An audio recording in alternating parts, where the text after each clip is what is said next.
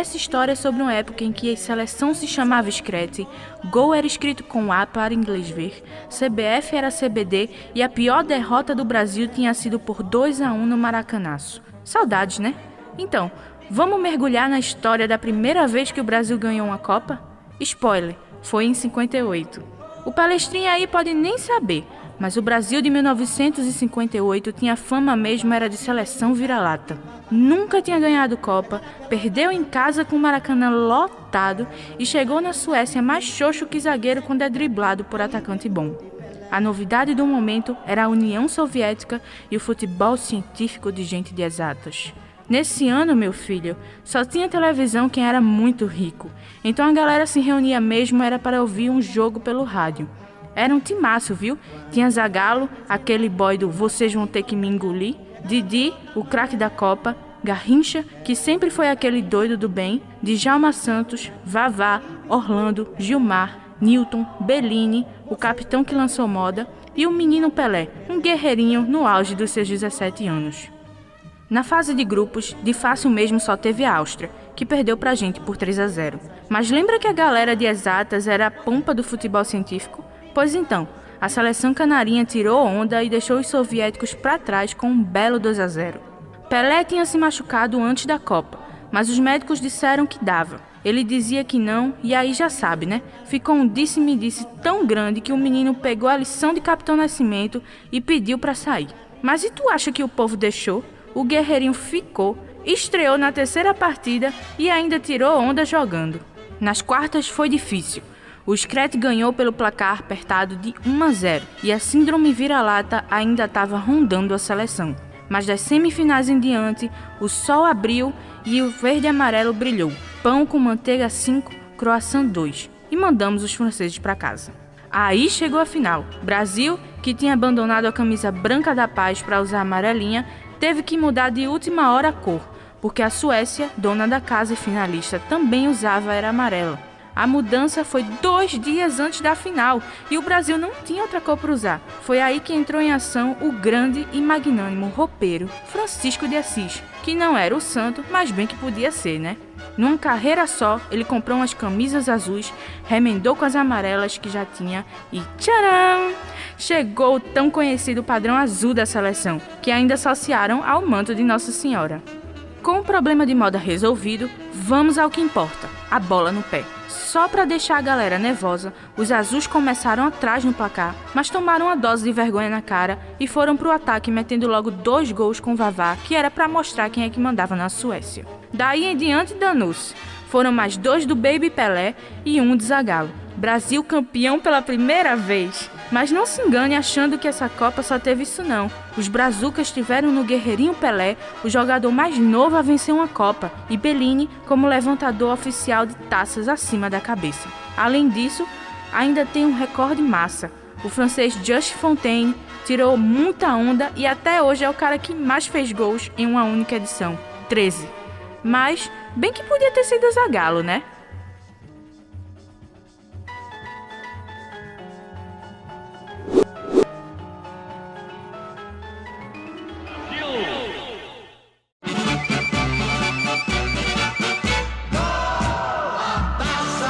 Pois escute bem, que agora eu vou contar a história do dia em que o Brasil foi bicampeão sem Pelé e com Garrincha doente. Preparados para viajar? A Copa de 62 foi no Chile, mas quase que não era. Um terremoto daqueles derrubou a cidade todinha 2 anos antes e quase que mudaram a sede, mas eita país arretado, viu? A galera se reergueu e conseguiu fazer um campeonato bonito de se ver. No futebol foi aquela história, um monte de recorde e muita briga no campo. O jogo do Chile com a Itália foi tão catimbado que ficou conhecido como Batalha de Santiago. Porém, nem só de briga viveu essa competição. O primeiro e único gol olímpico da história das Copas foi do colombiano Marcos Coll, no empate de 4-4 entre União Soviética e Colômbia. Massa mesmo era o apelido de vilão da Marvel do goleiro que não pegou a bola, Aranha Negra. Agora vamos falar do Brasil, que eu sei que viesse ver o vídeo foi pra isso, não foi? A seleção canarinha já tinha sido campeã em 58 e chegou cheia de moral. Mas tu acha mesmo que a galera arregou por causa disso? Que nada! A primeira fase foi luta, vice boy. Logo na estreia, o Brasil bateu o México por 2-0 com um dos tantos golaços de Pelé. O Rei driblou toda a defesa mexicana e tocou na saída do goleiro, direto no fundo do gol. Já na segunda partida, o negócio começou a apertar. Empate duríssimo com a Tchecoslováquia e Pelé machucado. Com a saída do craque, quem teve que segurar a bola no pé no lugar dele foi Amarildo. Quase que o Brasil não passava de fase, mas passou e foi em primeiro. Destaque para Nilton Santos, o malandrinho carioca, que fez falta dentro da área, mas saiu antes do árbitro ver. Por causa disso, só rolou a falta mesmo. Aí chegou as quartas. Mané Garrincha, que já vinha mostrando que perna torta era mais que estilo, jogou muito, tanto que só um cachorro para driblar o craque. Isso mesmo que você ouviu. 2 cachorros invadiram o jogo contra a Inglaterra. Ele até tentou pegar um, mas o doguinho era mais futebol moleque e conseguiu tirar a onda driblando o Mané. Apesar da resenha, nem se preocupe que o Brasil passou voando depois de ganhar por 3-1 dos ingleses. Quando chegou a semifinal, estava todo mundo já confirmando o favoritismo da seleção canarinha, quando Garrincha, ele mesmo, meus senhores, foi expulso depois de uma falta grave no chileno Rojas. O jogo contra os donos da casa terminou em 4-2, mas parecia que o craque da Copa não ia jogar a final. Só parecia mesmo, porque depois de um disse-me-disse daqueles com direito à bandeirinha desaparecido, não conseguiram comprovar que Mané fez a falta em Rojas e o cabra foi absolvido. Malandro é malandro e Mané é mané, não é mesmo? Chegando na final, também levamos a sério a tradição de começar perdendo o jogo e logo aos 15 do primeiro tempo levamos um gol. Mas foi só para acordar mesmo, porque depois disso foi só alegria. O maior recifense em linha reta do mundo do futebol naquela época, o grande Vavá, tinha que trazer um recorde pra gente, né? Ele entrou pra história como o primeiro jogador a marcar gols em 2 finais consecutivas de Copa do Mundo. Já pode anotar mais essa no caderninho para quando algum turista visitar a terrinha, viu? Garrincha, o craque que foi expulso, mas jogou mesmo assim, entrou em campo com 39 graus de febre e mesmo com 2 jogadores da Tchecoslováquia como sombra, fez uma boa partida e junto com o time levou o Brasil ao delírio, metendo 3-1 na Tchecoslováquia. O futebol incrível do jogador das pernas tortas foi manchete no mundo todo, inclusive no Chile, em que os jornais perguntavam: Garrincha, de que planeta vienes? Brasil, horas, do bicampeão Brasil.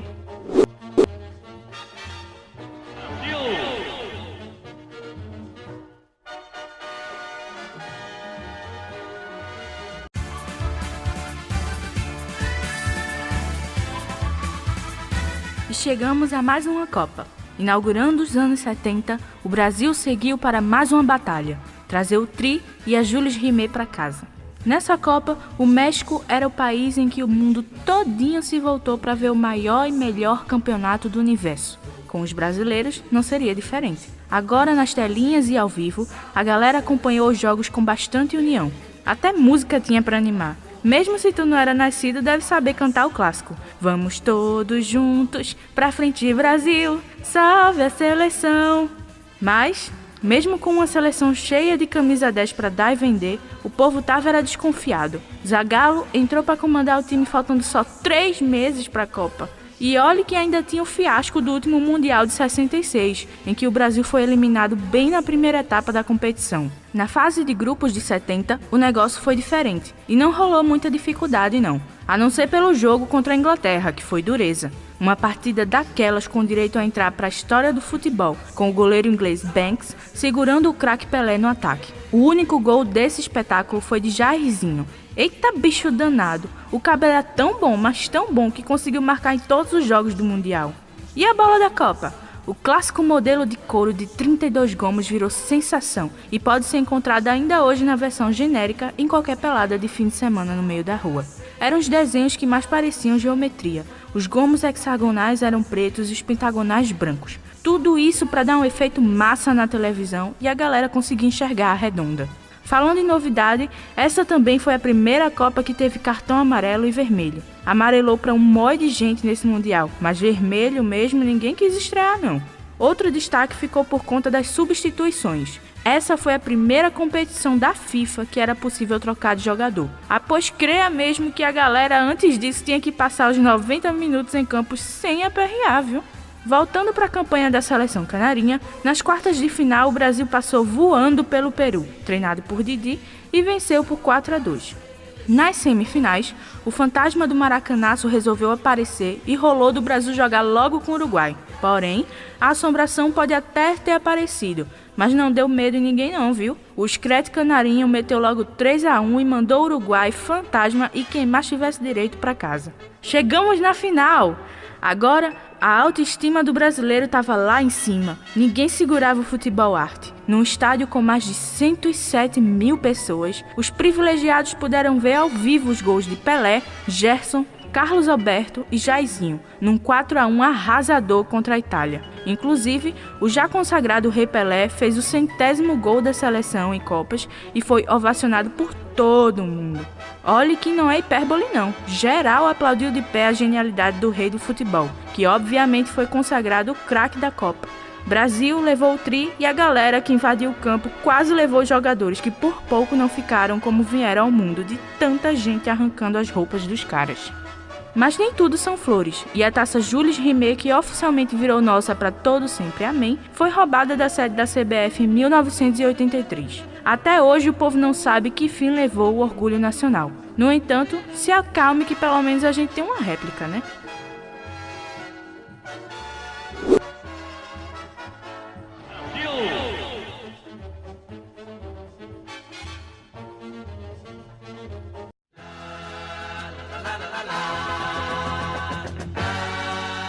Agora é hora de contar como foi o Tetra. Depois de 24 anos no jejum que parecia interminável, a seleção mais popular do universo conseguiu fazer com que a galera soltasse aquele grito de campeão que estava entalado na garganta dos brasileiros.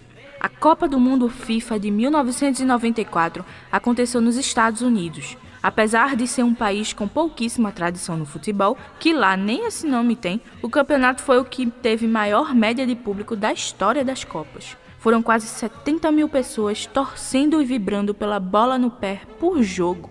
A tradição futebolística da terrinha do soccer era tão grande que os caras adaptaram os estádios de futebol americano para as partidas do futebol bretão. Vamos à campanha canarinha? Já era de se imaginar o tamanho de desconfiança e pressão que os jogadores brasileiros sofreram naquela época, né? 24 anos sem títulos e um jejum que ninguém merece. Foi desse jeito que o Brasil chegou na Copa, meio desacreditado mesmo. Mas o caminho para a final até começou bem. Logo de cara, 2 vitórias em cima da Rússia e de Camarões. O último jogo da primeira fase foi um empate contra a Suécia. Porém, a essa altura do campeonato, o Brasil já estava classificado. Difícil foi o jogo com os americanos, que foi suado, jogado no dia da independência do país do dólar, teve expulsão do lado brasileiro, mas terminou com um gol do grande embalador de bebês, Mr. Bebeto. Mas se você achou que o teste para cardíaco parou aí, meu filho, eu só digo uma coisa, tu não sabe de nada, inocente. Nas quartas, o fight da vez foi com a Holanda. A vitória do Brasil por 3-2, com direito a um golaço de branco faltando 9 minutos para terminar o jogo. Maria, parece que os caras estavam testando a gente mesmo, hein? Porque a final foi coisa de louco. Mas antes de chegar lá, ainda teve as semis.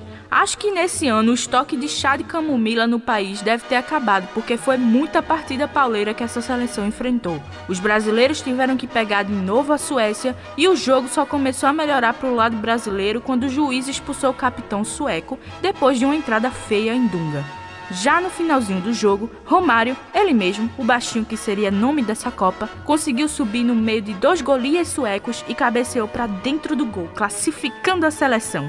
Depois de toda a desconfiança dos brasileiros no início, a seleção canarinha se via em mais uma final de Copa do Mundo. Será que agora ia? O teste para cardíaco conseguiu chegar no auge nessa final. 2 seleções tricampeãs se enfrentavam numa final de Copa do Mundo. Brasil e Itália foi disputado no estádio Rose Bowl, com a maior quantidade de gente roendo unha em linha reta do mundo, seja em campo ou no Brasil pela TV. Os jogadores entraram em campo de mãos dadas para mostrar que a máxima "Unidos venceremos" era verdadeira.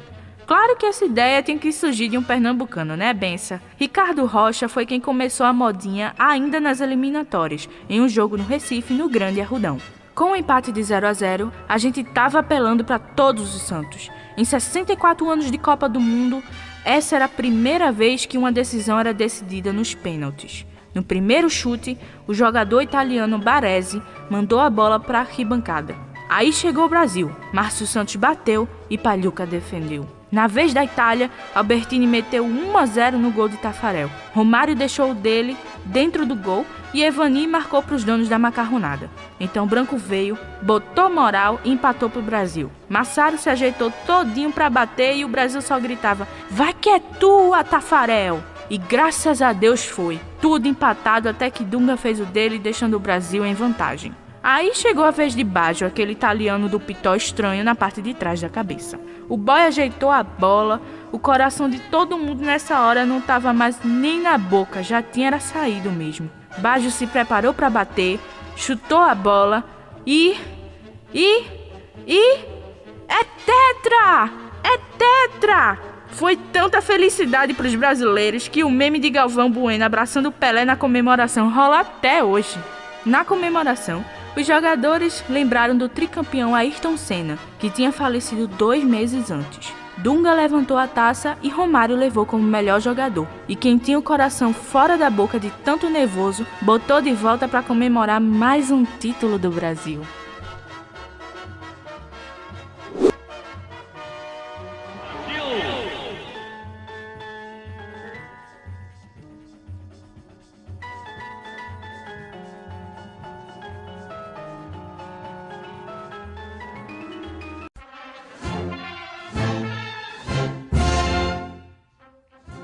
Enfim, chegamos ao último título vencido pelo Brasil, o Penta.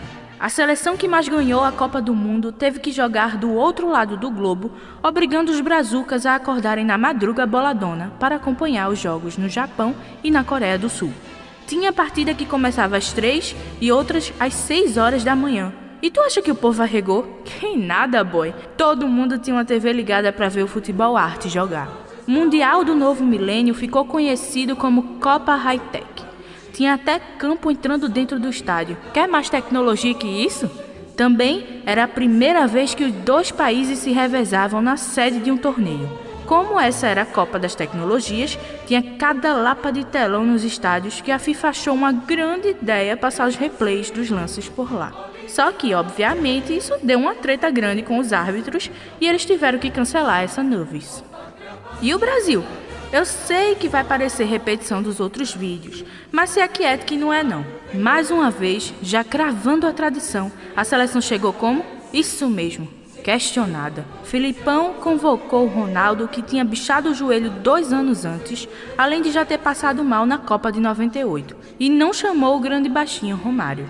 Para piorar, o primeiro jogo também não ajudou. A vitória apertada para a Turquia só deixou o torcedor mais ainda com o pé atrás. O que confortou os brasileiros foi a sequência de jogos que vieram. Brasil 4-0 na China e 5-2 na Costa Rica. Aí deu para respirar e sonhar com o título. Nas oitavas, demos uma lapadinha de 2-0 na Bélgica e uma vitória ok contra os criadores do futebol, os ingleses, caso você não saiba, por 2-1 nas quartas. E não é que a Turquia surpreendeu e chegou nas semis? Em um jogo dificílimo, em que quem brilhou mesmo foram os goleiros, a seleção canarinha conseguiu vencer por 1-0 com gol do Fenômeno. Aí chegou a final, a 3ª consecutiva do Brasil. E logo com quem? A Alemanha. Até 2002, as seleções nunca tinham se enfrentado em Copas, exceto em um jogo com a Alemanha Oriental em 1974. Saudades daquele tempo em que o Brasil meteu 2-0 nos alemães e nos sagramos pentacampeões em cima deles. Mal sabíamos que 12 anos depois... deixa pra lá. Vamos falar um pouquinho da partida. Pense num jogo pau a pau que deu trabalho pros goleiros, viu? Foi Marcos de um lado e Oliver Kahn do outro, deixando os torcedores com o coração na boca, principalmente os brasileiros. Ronaldo, cabeça de cascão, brilhava tanto com a bola no pé como dando dor de cabeça para as mães dos pirralhos que queriam um corte de cabelo igual. Os 2 gols foram do Fenômeno, mas o segundo foi um show de coletividade que começou nos pés de Kleber Son e a deixadinha estratégica do grande Rivaldo para a finalização arrasadora de Ronaldo. Brasil penta, com o capitão Cafu erguendo a taça homenageando Jardim Irene e mandando "Eu te amo" pra boizinha, com certeza é a imagem que ficou na mente de todos os brasileiros. 16 anos já se passaram e até 7-1 já teve. A gente já sofreu muito, né não? Bem que seria bom um hexa. Esse sim seria luxo mesmo.